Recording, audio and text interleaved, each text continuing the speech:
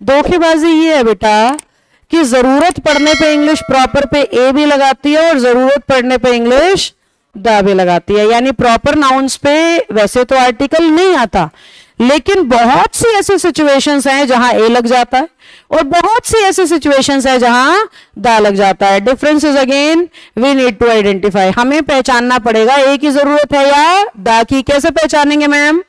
बेटा अगर proper noun पे ए लगता है ना तो उसका सेंस आता है कोई, और अगर प्रॉपर नाउन पे दा लगता है तो उसका सेंस आता है वही। प्रॉपर नाउन मतलब किसी का अपना खुद का नाम। नेहा प्रॉपर नाउन है, आप लोगों का अपना खुद का नाम प्रॉपर नाउन है, रोहतक प्रॉपर नाउन है, हरियाणा प्रॉपर नाउन है, इंडिया, समझ गए?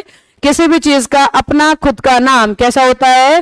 प्रॉपर। चीज का भी हो सकता है, वस्तु का, इंसान का, स्थान का, किसी भी चीज का। अगर वो प्रॉपर नाउन उसका खुद का है, खुद के लिए वो यूज कर रहा है तो नेम इज प्रॉपर। और जब हमें प्रॉपर नाउन को कोई कहना होता है तो हम ए लगाते हैं, और वही कहना होता है तो हम दा लगाते हैं। अब कोई और वही कब कहते हैं मैम? सपोज आप अपने घर पे, कोई रूम है आपका, मम्मी पापा ने पढ़ने के लिए कोई टेबल दे रखी है, एनीथिंग, कुछ भी आप इमेजिन कर लीजिए, जहां पे भी आप बैठ के पढ़ते हो। पिछले 8-10 दिन से आप ढंग से पढ़ नहीं पा रहे हो, घर में शादी का माहौल था, बर्थडे था, कुछ भी था, और जैसे ही वो फंक्शन निपटता है आप एकदम प्रण लेके बैठते हो कि आज तो 10 घंटे लगातार पढ़ के पिछला सारा क्या कर दूंगा, कवर कर दूंगा। और अपनी माता श्री को बोल देते हो किसी को मेरे पास मत आने देना, मैं जम के डट के बैठ के चिपक के आज 10 घंटे तक पढ़ाई करूंगा।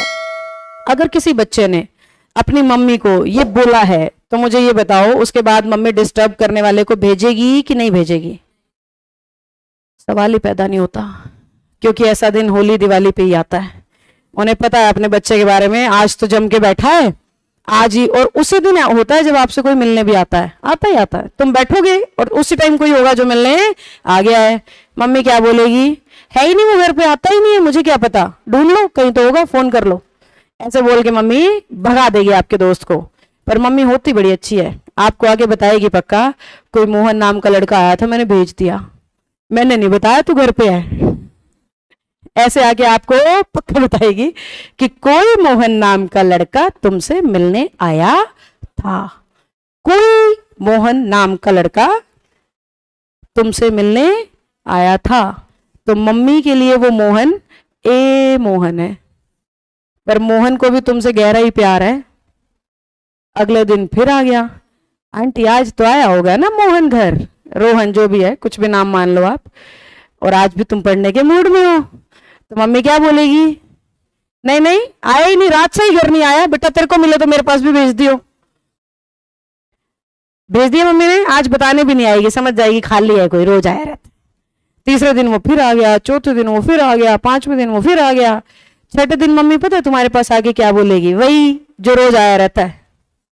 समझ गए? अब ये नहीं बोलेगी कोई मोहन आया था बेटा, अब बोलेगी वही मोहन 7 दिन से रोज आ रहा है, पैसे देने हैं क्या तूने उसके?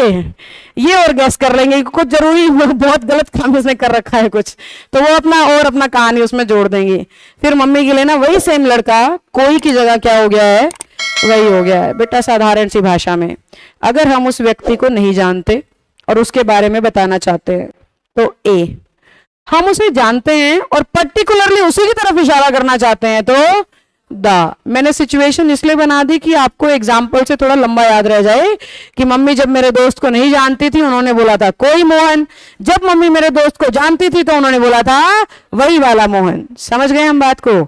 सेंटेंस में हिंट मिलता है बेटा, घबरा मत जाना, डर मत जाना। मैम आपने तो कहानी सुना दी, पेपर वाला थोड़ी कहानी सुनाएगा, पेपर में हिंट मिलेगा, निश्चित तौर पे हिंट मिलेगा। या तो वो लिखेगा नॉट नोन टू मी, या वो लिखेगा नोन टू मी।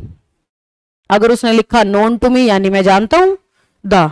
उसने बोला मैं नहीं जानता हूं तो ए, हिंट 100% देगा, अदरवाइज ए और दा का फर्क हो ही नहीं सकता बेटा। अगर एग्जामिनर चाहता है ना आप इन दोनों में से एक चुनो तो उसे आपको डेफिनेटली कुछ ना कुछ तरीके से बताना पड़ेगा कि आप जानते हो या नहीं जानते हो। क्या हमें बात समझ में आई?